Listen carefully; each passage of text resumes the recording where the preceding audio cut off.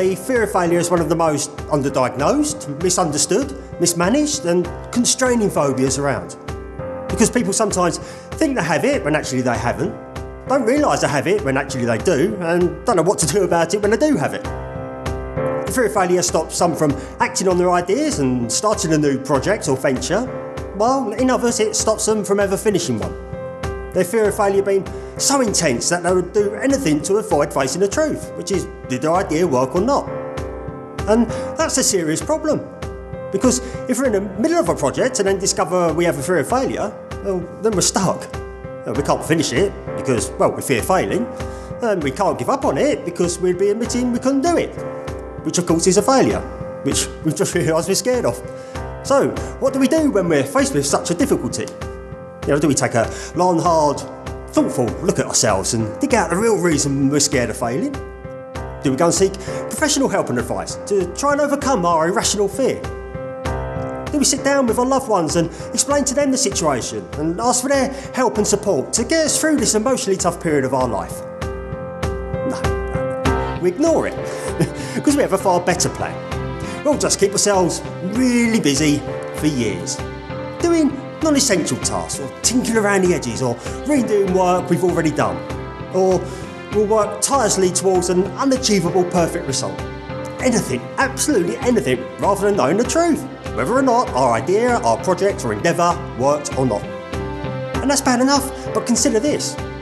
While we're stuck on this project that we will never complete, we won't move on to anything else.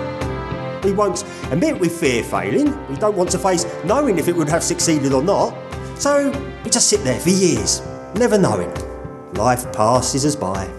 Still we sit. Nothing progresses for years and years and years. Sometimes for life. But then there's others that think they procrastinate because they fear failing, when actually they don't. They don't fear failing, it's just the idea or project they're working on just doesn't excite or motivate them enough to get on with it. That's not fear of failure, that's just having the wrong ambitions. But of course it can be just as damaging, because they put their life on freeze frame for years, mistakenly thinking that they suffer from the fear of failure when all they really need to do is have more belief in themselves.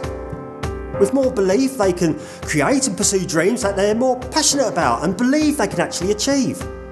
Now either way, if you admit you suffer from the fear of failure, if you suffer from the fear of failure but you won't admit it, or you think you suffer from the fear of failure when actually you don't, it's severely limiting your life.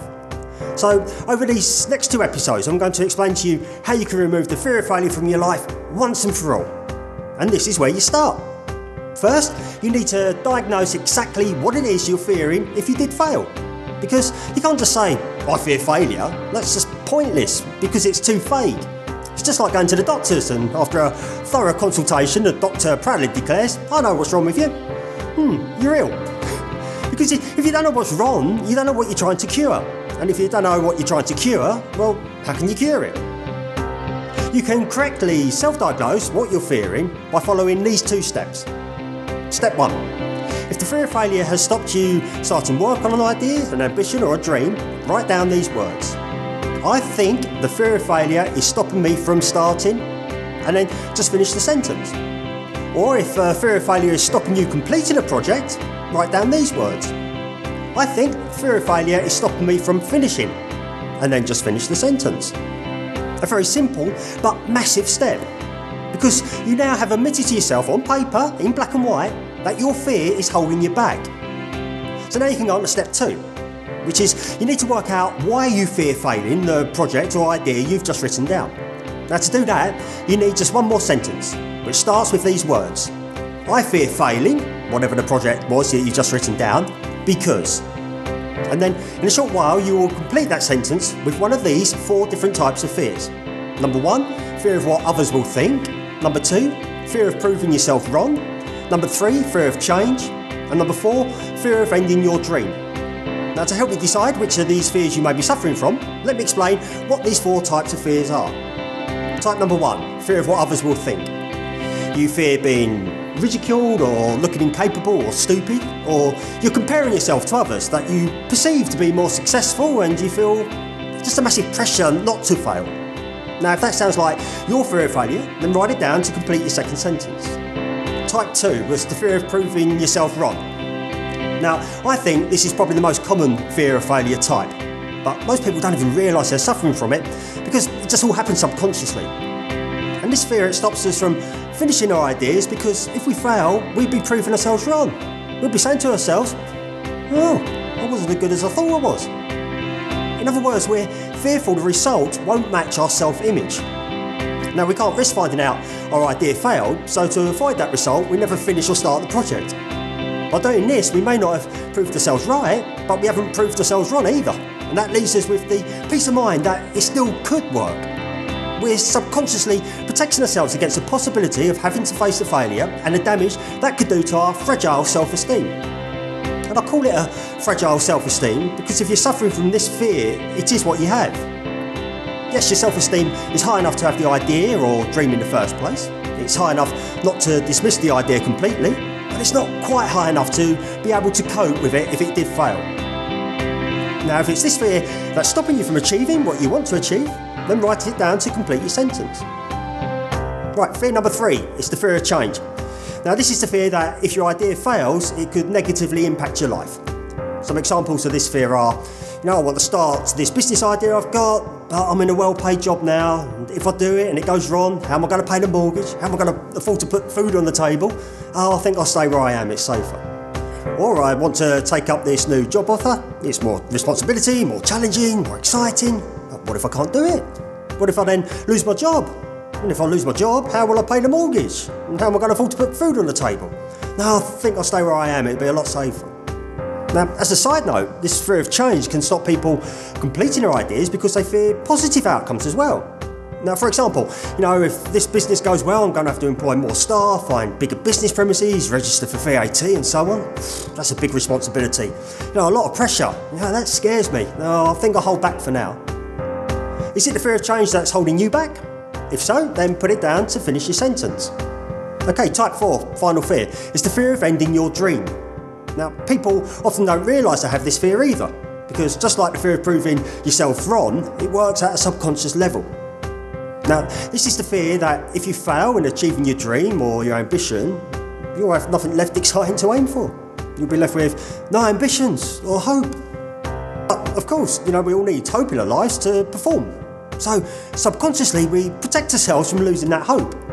And we do that by not completing our ideas, so we never have to face the risk of ending our dreams. Because false hope is actually easier for us to live with than having no hope at all. And if this fear is stopping you from trying to achieve your dreams, then write that down to complete your second sentence. So they are the 4 types of fear of failure, and you should now have 2 sentences which state, I think the fear of failure is stopping me from starting or finishing, whatever it is for you. And then followed by either, I fear failing this because I'm worried about what other people will say, or I'm scared I'm going to prove myself wrong, or I'm worried that my circumstances would change, or I'm scared that I'll have nothing left I want to achieve. Of course, your fear could fall into more than one of those types. Mind you, if you fear all 4 of the different types, then honestly, forget fear of failure for now. You need to start working on your self-esteem first. Increase that and you will create a far healthier, more positive and accurate perception of yourself. Achieve that and most of these fears will disappear. Now, we can help you create more positive and accurate perceptions of yourself through this show, and if you haven't already, it'd be worth listening to my previous episodes, in particular episode 1. And you can also join our Dream Trust Achieve Academy, which is totally free to join, and you can find all the details at supernowwow.com. Okay, so you now know, A, what you're not starting or completing because of the fear of failure, and B, what it is you actually fear. So in other words, you have diagnosed what the problem is. You may have only written 2 sentences down, but believe me, that is a massive step towards you achieving whatever you want to achieve in life. And I estimate you already achieved more than 99% of the world's population. You've thought about why you don't start or finish your ideas, ambitions or dreams. You've pinpointed which ideas, ambitions and dreams you haven't started or finished, and you've worked out exactly which fear is responsible for you not starting or finishing those ideas, ambitions and dreams. Because, as you know, when you go to the hospital ill, the first thing they need to do is diagnose what's wrong with you. If they don't know what's wrong, they can't treat you. Or if they get the wrong diagnosis, they prescribe the wrong treatment and you're not going to get cured. This is the hard part, and you've just done it. You've diagnosed the problem. And in the next episode, I will share with you the 4 remedies that cures all the 4 fear of failure types. But I don't want to leave you feeling frustrated if you're motivated to start curing your fear straight away. So I'm going to share one of the remedies with you right now. And this remedy is the strongest antidote to any fear of failure available. And it is this. Create ideas, dreams and ambitions that excite you more. New ideas that ignite increased passion in you. And this, in turn, will increase your motivation to overcome anything. Not all the time, but usually the quickest and easiest way to cure fear of failure is to simply have dreams that you desire more. The more you desire the result, the more motivated you will be to achieve it. That makes sense, right? You know, you're going to be far less motivated to complete something that you fear failing if you're not even that bothered about achieving it in the first place. You know, for example, the fear of flying will cause some to just point blank refuse to ever fly. And if your fear of failure is that strong, it doesn't matter how excited you are by your dreams, the fear will stop you achieving it. And my next episode will explain to you exactly how you can cure this strong fear. In others though, the fear of flying isn't so strong that they never fly. They fear flying and they wouldn't fly away for a long weekend maybe, but the fear of flying wouldn't stop them from taking their annual 2-week holiday. Now that's the same fear, the fear that stops them from flying away for the weekend, but it doesn't stop them from flying away to take a 2-week holiday. So the only difference is the level of desire that creates different levels of motivation. A weekend away would be nice, it creates some desire, the desire creates a certain level of motivation, but not enough to overcome the fear of flying. However, a 2-week holiday abroad creates more desire. This increased desire creates a higher level of motivation, which is now high enough not to remove the fear of flying, but to fly anyway. With any new idea, ambition or dream, you always have, to varying degrees, motivation and fear. If the fear level is higher than the motivation level, then you'll procrastinate or not start it at all. But if the motivation level is higher than the fear, then nothing will hold you back from trying. You'll still have fears, and that's good. You know, if you never feel fear, you're not being brave enough in the first place. You just need to make sure your motivation outweighs your fear, that your motivation has more power. And here's more proof. You know, you would not let fear of failure stop you running to a burning house to save your family. You wouldn't stand on the pavement thinking, oh, what people think if I failed this? You know, I might get criticised by some folks. No, you know, I think I'll leave it. I won't save my family just yet. No, you wouldn't think twice about it. You'd have plenty of fear, but the motivation to save your family from death overrides every negative emotion. So just take another look at your dreams. Do they excite you enough to overcome the fear of failure? Are your dreams just so outrageously exciting to you that whenever you imagine what it's going to be like when you achieve it, you just get goosebumps and a burst of adrenaline and your heart starts beating faster?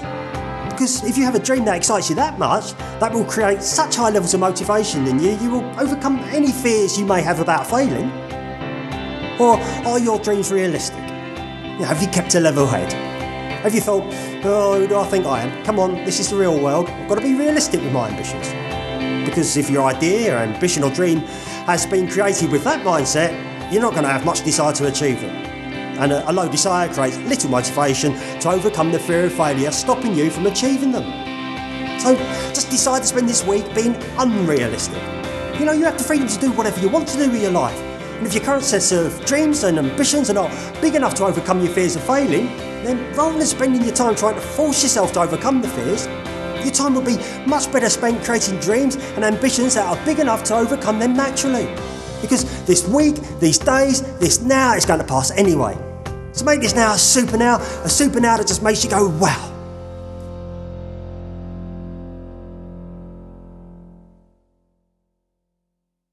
Hi, it's Grant J. Marsh, and I hope you enjoyed that episode. If you would like to receive further content and free training materials, please head over to supernowwow.com. If you would like to support the show, then I would be extremely grateful.